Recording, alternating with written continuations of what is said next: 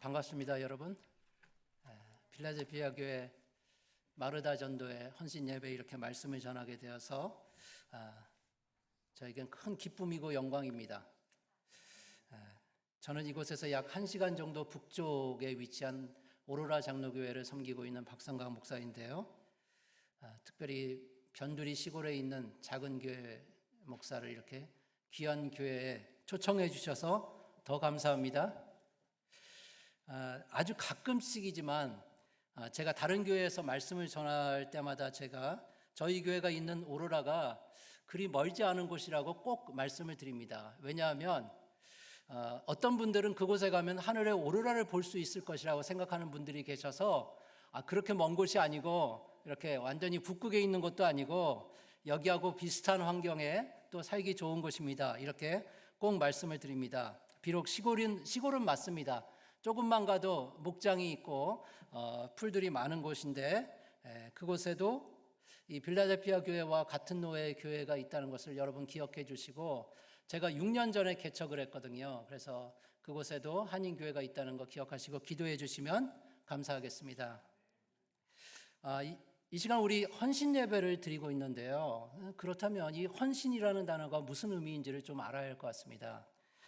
성경에서 헌신이라는 말이 모두 4번 나옵니다. 물론 다른 표현을 통해서 나타나기도 하지만 신구약 성경을 통틀어서 헌신이라는 단어를 찾아보면 딱 4번 나옵니다. 그 중에서도 출애굽기 32장 29절이 이 헌신이라는 단어가 어떤 것을 의미하는지 잘 설명을 해주는데, 제가 한번 읽어보겠습니다. 모세가 이르되 각 사람이 자기의 아들과 자기의 형제를 쳤으니 오늘 여호와께 헌신하게 되었느니라. 그가 오늘 너희에게 복을 내리시리라. 여러분, 이 출애굽기 32장은 여러분 잘 아시는 것처럼 금송아지 사건을 다루고 있습니다. 모세가 하나님으로부터 율법을 받아서 산으로부터 내려오는데 시간이 늦어지자 백성들이 그것을 못 참고 금송아지를 만들었습니다. 그리고 그것에 제사를 드렸습니다. 산에서 내려와서 그 모습을 본 모세는 레위 자손을 시켜서 주동자 3,000명가량을 그 자리에서 다 죽여버립니다. 그런데 방금 읽었던 이 32장 29절 앞에 있는 27절에서 모세가 이렇게 이야기를 했습니다. 27절도 나오나요? 네. 모세가 그들에게 이르되 이스라엘 하나님 여호와께서 이렇게 말씀하시기를 너희는 각각 허리에 칼을 차고 진 이문에서 저문까지 왕래하며 각 사람이 그 형제를, 각 사람이 자기의 친구를, 각 사람이 자기의 이웃을 죽이라 하셨느니라. 여러분, 이게 무슨 의미입니까? 이 말씀은 바로 직전까지 나와 한 상에서 먹고 마시고 나와 가까이 지냈던 형제를, 친구를, 그리고 이웃들을 칼로 잔인하게 죽이는 것이 하나님께 헌신하는 것이라고 말씀하고 있습니다. 비록 그들이 우상을 만들고 우상에게 절하기는 했지만 어쨌든 그들은 바로 직전까지 레위 자손들과 매우 친밀한 관계를 가진 사람들이었습니다. 마치 지금 여기에 모인 우리 형제자매들과 같은 관계였던 것입니다. 그런데 하나님께서 갑자기 그들을 칼로 죽여라. 그것이 나에게 헌신하는 것이다. 그렇게 명령을 내리시는 것입니다. 당시 레위 자손들 입장에서는 얼마나 당황스럽고 두렵고 고통스러웠을까요? 아니, 내 친구를 칼로 죽이라고? 방금 식사를 같이 했는데, 우리 가족과 너무도 친한 관계인데 그들을 모두 다 잔인하게 죽이라고? 지금 우리로서는 도저히 상상할 수도 없는, 요즘 말로 멘탈 붕괴, 그런 상태에 이르렀을 것입니다. 그런데 성경은 그것이 바로 하나님께 헌신하는 것이라고 말씀하고 있습니다. 여러분, 교회에 헌신한다는 것이 과연 이런 것이라면 여러분 하실 수 있으시겠습니까? 하나님께서는 왜 이렇게 잔인한 방법을 통해서 우리의 헌신을 요구하시는 것일까요?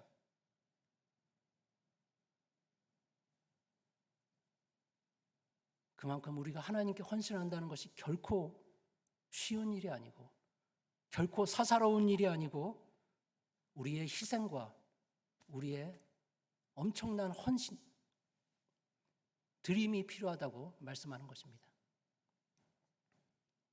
오늘 우리가 함께 살펴볼 여호수아 1장에는 하나님께 헌신하는 위대한 인물의 이야기가 나오고 있습니다. 여러분도 잘 알고 있는 여호수아인데요. 그는 모세가 레위인들을 시켜서 3,000명을 죽일 때 바로 그 자리에 있던 사람이었습니다. 따라서 여호수아야말로 하나님께 헌신한다는 것이 무엇인지를 누구보다도 잘 알고 있던 사람이었습니다. 그런데 그가 하나님께 헌신하고 있습니다. 그러므로 여호수아 1장은 헌신하는 사람들에게 가장 중요한 말씀이라고 해도 과언이 아닙니다. 무리가 되지 않습니다. 오늘 본문을 통해서 여호수아가 어떻게 하나님께 헌신을 했는지, 또 우리도 어떻게 여호수아를 따라서 헌신할 수 있는지 그 진리들을 함께 알아보고 은혜를 나누었으면 좋겠습니다. 첫 번째로, 헌신은 하나님의 도우심을 받는 일입니다. 오늘 본문 6절 말씀을 함께 볼까요?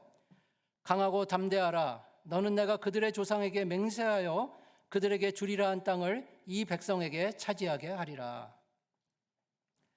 하나님의 충실한 종 모세가 죽자 하나님께서 여호수아에게 이렇게 명령을 내리십니다. 여호수아 1장 2절 말씀인데요. 내 종 모세가 죽었으니 이제 너는 이 모든 백성과 더불어 일어나 이 요단을 건너 내가 그들 곧 이스라엘 자손에게 주는 땅으로 가라. 하나님께서 분명하게 여호수아에게 헌신하라 이렇게 명령을 내리시는 것입니다. 그렇다면 헌신하라는 하나님의 명령을 받았던 여호수아가 두려웠을까요? 안 두려웠을까요? 두려웠겠죠. 같은 동족 3,000명이 눈앞에서 죽어가는 모습을 보고도 아무리 용감한 여호수아라 할지라도 하나님께서 나에게 헌신하라 이렇게 말씀하셨는데 두렵고 떨릴 수밖에 없는 것이 당연합니다. 게다가 그는 철병거를 가진 가나안 거인 족속과 이제 전쟁을 벌여야 합니다. 인간적인 판단으로 따져보면 질 게 뻔한 일이었습니다. 이스라엘 백성들은 오합지졸이었고 그들에겐 변변한 무기 하나 없었습니다. 게다가 위대한 지도자 모세도 없었습니다. 그러니 여호수아가 두렵고 떨렸던 것이 당연합니다. 바로 그 이유 때문에 하나님께서 여호수아에게 강하고 담대하라 이렇게 명령을 내리시는 것입니다. 그런데 여기에 나오는 강하다라는 히브리어 단어 하자크는 손에 힘을 가져라 그런 뜻을 가지고 있습니다. 그래서 이 단어는 하나님께서 여호수아야 네 손에 힘을 가지고 칼을 강하게 붙잡아라 그런 의미를 나타내고 있는 것입니다. 또 담대하라는 히브리어 단어 아마츠는 발과 무릎을 튼튼히 하고 일어서라 라는 의미를 가지고 있습니다. 그래서 하나님께서는 여호수아야 내 발과 무릎에 힘을 주고 그 자리에서 일어나라 그리고 전쟁을 시작하라 이렇게 명령을 내리시는 것입니다. 그러므로 여러분 우리가 잘 알고 있는 이 강하고 담대하라는 말씀은 다름 아닌 하나님께서 나에게 헌신하라 그렇게 명령을 내리시는 것입니다. 그래서 반복해서 3번 나오고 있습니다. 6절에도 강하고 담대하라, 7절에도 오직 강하고 담대하라, 그리고 9절에도 내가 내게 말한 것 아니냐 강하고 담대하라 이렇게 3번 나오고 있습니다. 그런데 여러분 성경에서 3이라는 숫자는 완전수를 의미합니다. 따라서 하나님께서는 여호수아에게 여호수아야 너는 헌신해라. 그것도 완전하게 헌신해라. 내 마음을 다하고 뜻을 다하고 힘을 다하여 나에게 헌신해라. 그렇게 헌신을 하나님께서 요구하시는 것입니다. 그런데 여러분 이 3번의 헌신하라는 하나님의 말씀은 다름 아닌 우리를 위한 것입니다. 우리에게 말씀하신다는 것입니다. 이 말씀을 우리에게 적용해 보면 빌라델피아 교회야 헌신해라. 마르다 전도회야 헌신해라. 이곳에 모인 나의 자녀들아 너희 전심을 다해서 헌신해라. 이렇게 말씀하고 계시다는 것입니다. 그런데 문제는 앞에서 살펴본 것처럼 헌신한다는 것이 결코 쉬운 일이 아닙니다. 마치 내 살을 도려내는 아픔을 감수해야 하고 세상으로부터 오는 모든 비난과 모욕도 이겨내야 하는 것입니다. 그것이 헌신입니다. 그 정도 우리의 희생이 있어야지 하나님께 내가 헌신한다라고 이야기할 수 있는 것입니다. 즉 출애굽기 32장에 나오는 레위 자손들처럼 내 안에 있는 모든 우상들,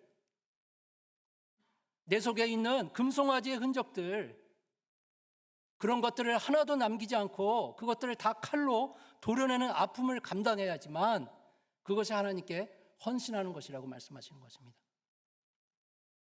과연 우리가 그렇게까지 헌신할 수 있겠습니까, 여러분?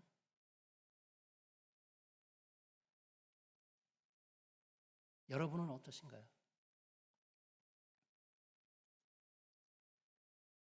특별히 사랑하는 마르다 전도회 여러분, 그럼에도 불구하고 우리는 할 수 있음을 굳게 믿으시기 바랍니다. 왜냐하면 본문 5절 말씀처럼 우리가 헌신하면 하나님께서 도와주신다고 말씀하시잖아요. 내가 너와 함께 있을 것이다. 내가 너를 떠나지 아니할 것이다. 버리지 아니할 것이다. 그러니 걱정하지 말고 헌신해라. 하나님께서 우리에게 그렇게 말씀해 주신다는 것입니다. 또한 감사하게 우리가 앞에서 살펴본 출애굽기 32장을 보면 우리가 헌신함으로 엄청난 고통이 뒤따르고 비록 험난한 길을 가게 될지도 모르지만 그 말씀이 오늘 여호와께 헌신하라 그렇게만 끝나지 않는다는 것입니다. 어떻게 끝납니까? 오늘 여호와께 헌신하라. 그러면 여호와 하나님이 오늘 너희에게 복을 내리시리라. 우리가 헌신하면 하나님께서 우리에게 고통을 주고 어려움을 주고 짐을 올려놓는 것이 아니라 우리에게 복을 주신다고 말씀하기 때문에 우리는 헌신할 수 있습니다. 그 사실을 굳게 믿으시기 바랍니다. 그렇다면 우리가 헌신했을 때 어떤 복을 받게 되는 것일까요? 그래도 어떤 복을 받을지는 알아야지 우리가 담대히 헌신할 수 있는 거 아닙니까? 오늘 본문 6절 말씀에 그 내용이 나오고 있는데요. 너는 내가 그들의 조상에게 맹세하여 그들에게 주리라 한 땅을 이 백성에게 차지하게 하리라. 이렇게 말씀합니다. 땅을 복으로 받을 것이다. 이렇게 말씀한다는 것입니다. 그런데 이 말씀 중에 차지하다라는 단어가 너무도 중요합니다. 우리는 이 단어에 주목해 봐야 하는 것입니다. 이 차지하다라는 말은 이스라엘 백성들이 그들의 힘과 그들의 능력으로 가나안 족속을 이기고 땅을 정복한다는 의미가 아닙니다. 그들은 약하고 그들은 부족하고 그들은 무능력하지만 하나님께서 그들을 대신해 싸우시고 결국 가나안 땅을 선물로 주시겠다라는 의미가 이 차지하다라는 단어에 들어있는 것입니다. 그래서 영어 성경을 보면요, 그 의미가 더욱 확실해지는데요. 킹 제임스와 NIV 영어 성경은 공통적으로 이 차지하다라는 단어를 inherit으로 번역하고 있습니다. 즉 상속으로 받거나 유산으로 물려받는다는 의미가 이 말씀 속에 들어 있습니다. 헌신해서 가나안 땅을 차지하는 것이 우리의 능력이나 우리의 힘이나 우리의 지혜나 그런 것들로 이루어지는 것이 아니라 우리가 헌신하면 하나님께서 그 귀한 목들을 우리에게 주신다고 말씀하시는 것입니다. 그러므로 우리는 헌신할 수 있습니다. 그러므로 여러분, 지금 내 처지가, 현재의 내 상황이 하나님께 헌신하기에는 가능하지 않아. 도저히 불가능해. 그럼에도 불구하고 우리가 용기를 가지고 헌신하면 하나님께서 우리 앞에 있는 모든 불리한 상황들을 다 해결해 주신다고 우리에게 약속하십니다. 그 진리가 바로 강하고 담대하라. 이렇게 3번씩 우리에게 말씀해 주신 그 말씀 속에 들어있는 것입니다. 사랑하는 여러분, 비록 지금 힘들어도 헌신하시기 바랍니다. 우리가 헌신하면 어려움과 고난이 밀려오는 것이 아니라 우리는 그 속에서 참된 기쁨과 평안을 누릴 수 있음을 여러분 굳게 믿으시기 바랍니다. 그러므로 여러분 강하고 담대하게 헌신하는 성도님들이 되시기를 바랍니다. 특별히 마르다 전도의 회원님들이 되시기를 바랍니다. 우리가 마음을 다하고 뜻을 다하고 힘을 다하여 하나님께 헌신하면 바울처럼 그렇게 고백할 수 있습니다. 내게 능력 주시는 자 안에서 내가 모든 것을 할 수 있느니라. 그런 믿음으로 헌신하는 성도님들이 되시기를 주님의 이름으로 축원합니다. 두 번째는 헌신에는 한 가지 중요한 원칙이 있습니다. 우리가 그 원칙을 잘 알아야 합니다. 오늘 본문 7절과 8절 말씀을 볼까요? 오직 강하고 극히 담대하여 나의 종 모세가 내게 명령한 그 율법을 다 지켜 행하고 우로나 자로나 치우치지 말라. 그리하면 어디로 가든지 형통하리니 이 율법책을 내 입에서 떠나지 말게 하며 주야로 그것을 묵상하여 그 안에 기록된 대로 다 지켜 행하라. 그리하면 내 길이 평탄하게 될 것이며 내가 형통하리라. 여호수아가 이제 가나안 족속들과 전쟁을 벌여야 되는 상황이었습니다. 그런데 문제는 준비가 하나도 되어 있지 않았습니다. 오히려 문제만 산더미처럼 많이 있었습니다. 제일 첫 번째 문제는 리더십의 문제를 안고 있었습니다. 그동안 이스라엘을 이끌어왔던 지도자 모세가 죽었는데 여러분 모세가 누군지 아시죠? 하나님과 대면했던 사람입니다. 하나님과 대면하면 죽게 되어 있잖아요. 그런데 모세는 하나님과 대면해서 이야기를 나눴던 사람입니다. 게다가 수많은 기적을 행했습니다. 그런데 이런 위대한 모세에게도 이스라엘 백성들은 순종하지 않았습니다. 계속해서 반역했고 계속해서 불순종했습니다. 그러니 이제 새로운 지도자가 된 여호수아한테 이스라엘 백성들이 과연 순종할까요? 여호수아는 두렵고 떨릴 수밖에 없는 것입니다. 두 번째 문제는 이스라엘 군대가 군대라고 하기에는 너무도 형편없었습니다. 무기도 없었습니다. 그런데 그들을 이끌고 가서 철병거를 가진 거인들과 싸워야 하는 그 여호수아의 입장이 얼마나 두렵고 떨렸겠습니까? 마지막 세 번째 문제는 저는 이게 제일 큰 문제라고 생각하는데요. 당시 이스라엘 백성들은 남자 장정만 100만 명이었고 전체를 다 합치면 200만 명이 넘는 사람들이었는데 이 광야에서 이들의 의식주 문제를 해결해야 하는 것이었습니다. 세상에 어떤 지도자도 이런 상황에 있는 국가를 이끌어갈 수 있는 사람은 없습니다. 그런데 이렇게 심각한 문제를 안고 있는 여호수아에게 하나님께서 명령을 내리십니다. 다른 게 아니라 너는 율법을 지켜서 우로나 자로나 치우치지 말라. 너는 모세의 율법을 다 지켜 행하고 우로나 자로나 치우치지 말라. 이런 명령을 주시는 것입니다. 여러분 지금 여호수아에게 필요한 것이 무엇입니까? 여호수아에게 필요한 것은 이 오합지졸인 백성들을 이끌 수 있는 위대한 리더십의 방법이 필요한 것입니다. 적을 이길 수 있는 최신의 무기가 필요하고 또는 전쟁에서 승리할 수 있는 전략과 전술이 필요한데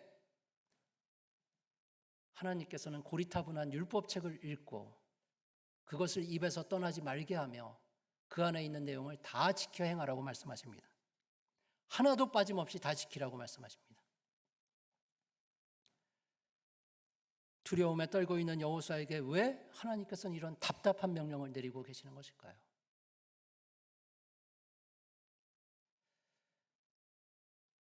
저는 좀 늦은 나이에 신학교를 갔습니다. 그전에는 컴퓨터 엔지니어로 그렇게 일을 했었는데 제가 첫 직장인 삼성전자에 들어가서 얼마 후에 과장님께서 신입사원 들어왔으니까 기업 기도하고 이렇게 얼마나 잘하는지 보고 싶어서 프로젝트를 하나 주셨습니다. 이거 한번 해보라고. 제 기억에 무슨 네트워크 프로그램에 그 문제가 있어서 그것을 해결하라는 것이었는데 처음 그 프로젝트를 맡고 나니까 모르는 게 너무 많은 거예요. 아는 게 하나도 없어요. 어디서부터 어떻게 시작해야 할지. 그래서 너무 막막해서 옆에 계신 선배님한테 가서 슬쩍 물어보았습니다. 선배님, 이 문제를 어떻게 해결하면 될까요? 그랬더니 그분이 저를 이렇게 빤히 쳐다보시면서 아무 말씀도 안 하시고 자리에서 일어나서 책장에 가서 한 1000페이지 정도 되는 두꺼운 매뉴얼을 저 앞에 툭 던지시면서 거기에 답이 있다는 것입니다. 한편으로는 자존심도 상하고 또 한편으로는 부끄럽기도 하고, 무엇보다 그럼에도 불구하고 너무 막막해서 집에도 못 가고 밤새도록 매뉴얼 보고 열심히 그 책을 뒤져보았던 것이 기억이 납니다. 마음속으로 그 선배를 엄청 원망하면서 밤새도록 그 일을 했던 것이 기억이 납니다. 당시 저의 그런 상황은 아니었겠지만 지금 여호수아가 그런 상황입니다. 뭘 해야 될지 모르겠는데 하나님께서 매뉴얼북을 던져주시는 거예요. 율법책, 너 다른 거 필요 없어. 지금 네가 해야 될 것은 이 율법책을 내 입에서 떠나지 말게 하며 그것을 열심히 읽고 그 안에 있는 내용을 하나도 빠짐없이 다 지켜서 행해야 한다. 이렇게 말씀하시는 겁니다.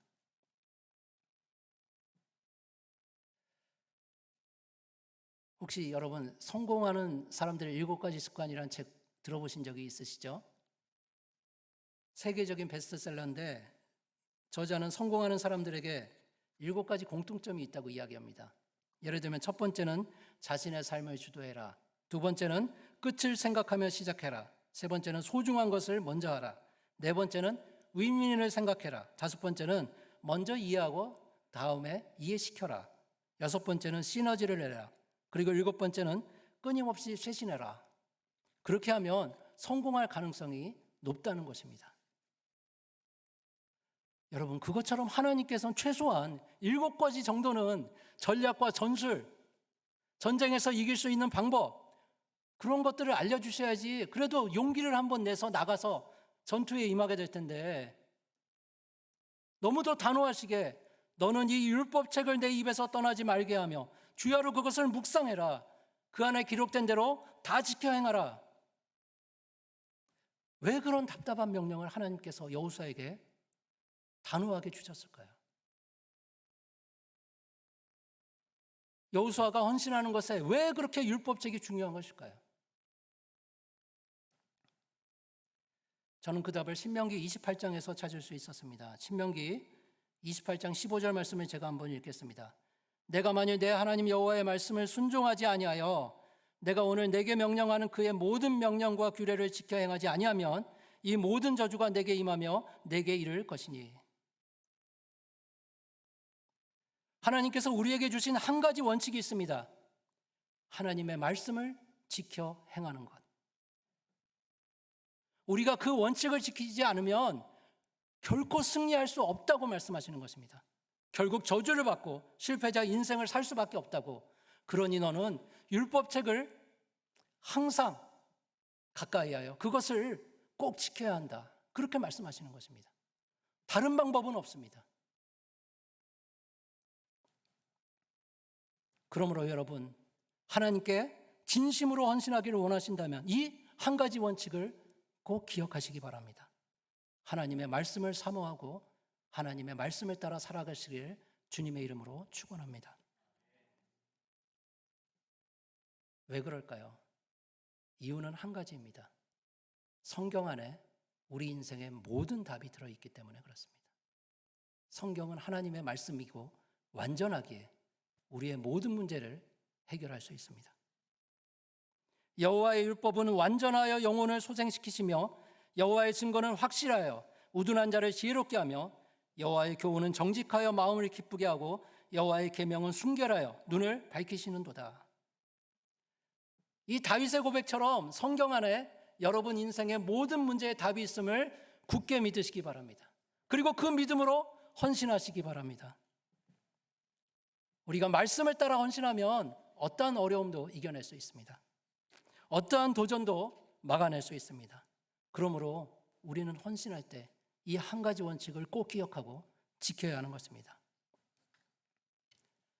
우리만 지킬 것이 아니라 여러분 자녀들에게도 꼭 하나님의 말씀을 가르쳐 주시길 바랍니다. 우리 자녀들이 세상에 나아가서 승리할 수 있는 방법, 하나님의 말씀 따라 살아가는 방법밖에는 없습니다. 우리 자녀들에게 열심히 가르치고 그들을 하나님의 말씀으로 교육하고 양육하는 우리 빌라델피아 교회와 마르다 전도의 성도님들이 되시기를 주님의 이름으로 축원합니다. 이제 마지막 세 번째인데요. 헌신은 선택이 아닌 의무입니다. 오늘 본문 9절 말씀을 함께 보겠습니다. 내가 내게 명령한 것이 아니냐. 강하고 담대하라. 두려워하지 말며 놀라지 말라. 내가 어디로 가든지 내 하나님 여호와가 너와 함께 하느니라 하시니라. 앞에서 말씀하신 대로 강하고 담대하라고 하나님께서 3번 말씀하셨는데 그걸 잘 살펴보면 앞에 2번 강하고 담대하라고 말씀하실 때는 하나님께서 좀 여호수아를 좀 안타까워하시고 또 위로하시고자 하는 그런 마음이 있다는 것을 좀 느낄 수 있습니다. 그런데 이 9절에 와서는 내가 너에게 굳세고 용감하라고 명령하지 않았느냐, 이렇게 강한 어조로 하나님께서 말씀하고 계십니다. 왜 처음 2번은 이렇게 위로하시듯이 이렇게 잘 도와주시듯이 말씀하시다가 3번째 와서 이렇게 강하게 말씀하실까? 그래서 저는 이 3번째 상황을 이렇게 한번 생각해 봤습니다. 하나님께서 이미 2번이나 강하고 담대하라고 여호수아에게 명령을 내리셨는데 여호수아가 여전히 주저하고 있는 것입니다. 전쟁터로 나가야 되는데 어떻게 해야 될지 막막해 하는 것입니다. 그래서 하나님께서 여호수아를 전쟁터로 막 떠밀고 계시다는 그런 느낌을 받을 수밖에 없습니다. 그것도 앞길이 천길 낭떠러진 그 벼랑 위에 세워놓고 하나님께서 여호수아를 앞으로 미시면서 이렇게 말씀하시는 것입니다. 여호수아야, 허공을 향해서 내 발을 한번 내디뎌봐. 내가 붙잡아 줄게. 믿음으로 나아가 봐. 내가 걸어갈 수 있게 해줄게. 이렇게 3번씩 강조해서 하나님께서 말씀하시면서 주저하지 말고 앞으로 나아가라. 헌신은 그런 것이다. 그렇게 말씀하시는 것입니다. 마치 우리의 모습 같지 않습니까, 여러분? 현재 내 상황으로는 내가 하나님 일을 한다는 거 도저히 불가능해. 내가 얼마나 바쁘고 내가 얼마나 힘들고 다른 사람들은 아무 이해하지 못할 거야. 나의 어려움을. 그런데 하나님께서 왜 나에게 헌신하라고 하시는 것일까? 내 판단으로 생각해 보면 이거는 해봤자 아무 소용이 없어. 가능하지 않아. 근데 왜 나한테 도전해 보라고 하시는 것일까? 헌신해봤자 실패할 게 뻔하고 고통스러울 게 뻔한데 왜 하나님께서는 나를 앞으로 미시면서 헌신하라고 하시는 것일까? 하나님께서 왜 그러실까요? 사실 이 문제에 대해서는 우리의 이성으로는 해결할 수 없습니다. 제가 앞에서 말씀드린 대로 이 문제는 우리가 하나님의 말씀을 통해서 답을 얻어야 하는 것입니다. 오늘 본문 10절 말씀을 함께 보겠습니다. 10절 말씀인데요. 이에 여호수아가 그 백성들의 관리들에게 명령하여 이르되, 주저하고 있는 여호수아에게 하나님께서 여호수아야, 한 번만 걸어가 봐. 내가 붙잡아 줄게. 너와 항상 함께 해줄게. 믿음의 확신을 얻은 여호수아는 이에 즉시 일어나서 백성들에게 명령을 합니다. 이 본문 10절을 킹 제임스 영어 성경은 이렇게 번역하고 있습니다. Then Joshua ordered the officers of the people. 여기에 나오는 then이라는 단어는 바로 그때라는 의미를 가지고 있습니다. 즉 하나님께서 주저하고 있는 여호수아에게 명령하신 바로 그때, 여호수아가 하나님의 명령을 확신한 바로 그때 그는 즉시 일어나서 백성들에게 명령합니다. 모두 양식을 준비해라. 사흘 안에 우리가 이 요단강을 건너가게 될 것이다. 너희의 하나님이 저 가나안 땅을 우리에게 주실 것이다. 우리는 그 땅을 차지할 것이다. 라고 담대하게 나아간다는 것입니다. 사랑하는 여러분, 오늘 우리는 헌신 예배를 드리고 있는데요. 이 시간은 바로 여러분께서 헌신을 다짐할 때임을 믿으시기 바랍니다. 다른 때는 없습니다. 바로 지금 이 자리가 여러분이 헌신할 바로 그때입니다. 만약 여러분 마음 가운데 내가 교회를 위해서 이런 일을 꼭 한번 해봐야겠다, 그런 마음이 있다면 바로 지금, 바로 그때 하나님께 고백하시기 바랍니다. 하나님, 내가 이 일을 꼭 하고 싶습니다. 저를 도와주세요. 여러분 마음 가운데 내가 하나님께로 나아가는데 장애가 되는 어떤 것이 있다면 바로 지금 여러분 하나님께 고백하시기 바랍니다. 바로 그때 하나님, 제 마음 가운데, 제 삶 가운데 하나님을 섬기는데 방해가 되는 것이 있습니다. 제가 그것을 제거하고 하나님이 기뻐하시는 모습으로 변화될 수 있도록 하나님 도와주세요. 그렇게 고백하는 때가 바로 지금이라고 말씀하시는 것입니다. 그래서 저는 여러분에게 지금 요청을 드립니다.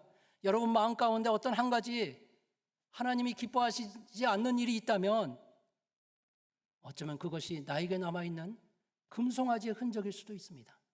성령의 칼로 그것을 제거하고자 하나님께 간절히 요청하는 성도님들이 되시기를 바랍니다. 또한 내가 하나님을 위하여, 교회를 위하여, 그리고 성도들을 위하여 무언가 한 가지 하고 싶다는 마음이 생겼다면 지금 다짐하시기 바랍니다. 결단하시기를 바랍니다. 하나님, 내일 제가 이 일을 하겠습니다. 저를 도와주세요. 사랑하는 성도 여러분, 하나님께서 우리에게 강하고 담대하라, 오직 강하고 담대하라, 내가 내게 명령한 것이 아니냐, 강하고 담대하라 라고 말씀하신 것은 우리의 헌신을 요구하시는 것임을 여러분 기억하시고 여러분의 삶 가운데 내일은 없습니다. 헌신은 지금 해야 하는 것입니다. 이 시간 여러분이 마음가짐 가운데 하나님, 제가 하나님께 정말 이렇게 나아가겠습니다, 이렇게 다짐하는 헌신의 시간이 되기를 주님의 이름으로 축원합니다.